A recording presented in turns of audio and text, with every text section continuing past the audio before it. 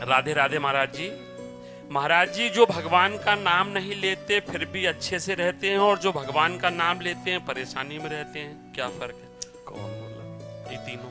हाँ, ऐसा देखा भी जाता है। क्या होता है कि जैसे कोई प्रभु का नाम जप नहीं कर रहा और बड़ा लौकिक पदार्थों से भरा पूरा देखा जाता है, सुखी देखा जाता है, तो उसमें हमारे भागवतिक विधान में एक सिस्टम है। जो भगवत मार्ग से विमुख आचरण, पापाचरण, अधर्माचरण करता है और आपको सुखी नजर आ रहा हो, तो उसके बहुत थोड़े पुण्य हैं।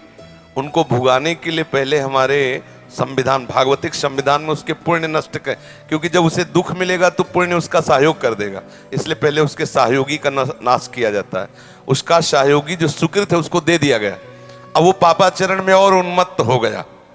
अब उसके वो सुकृत चल रहे हैं, इसलिए उसे जुकाम भी नहीं होगा, और वो सुकृत उसके नष्ट हो रहे हैं। और जिस दिन उसके सुकृत नष्ट हुए, फिर मिटिया मेट होते हुए देखा है।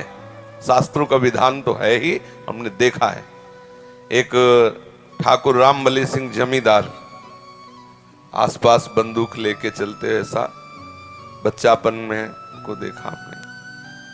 वो ऐसे मतलब अपने गर्भ में रहते थे कि किसी को कुछ नहीं मानते थे। एक गरीब ब्राह्मण था जिसकी उन्होंने संपत्ति का अपहरण किया, तो वो गया और हाथ जोड़ा कि लंबरदार, गांव में ठाकुर जमींदार को ऐसे प्यार भाषा में बोले, लंबरदार, आप तो राजा हो, आप तो ठाकुर हो, आप तो जमींदार हो, गरीब ब्राह्मण हैं, उतने से ही परिवार चलता था, आप गालियां बके।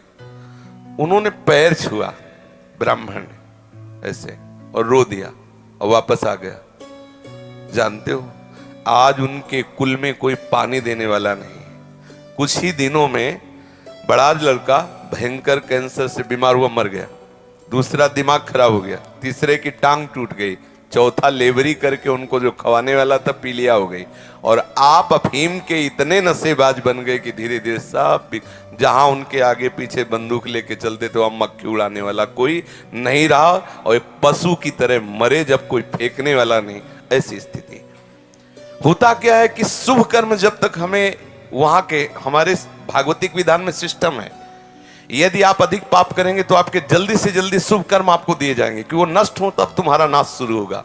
और जब आप भागवतिक कार्य करते हैं तो देख लिया गया ना कि आप संभल रहे हो, तो आपको कोई बाधा ना पहुंचा सके, इसलिए आपके जो पाप कर्म हैं उनको फेंक दिया गया कि उधर से खाली करो। जो उसके शत्रु पक्ष के पाप कर्म जमा है उसको नष्ट करने के लिए उनको भेजो, क्योंकि इस समय धर्म निष्ठा में है, ये पचा जाएगा।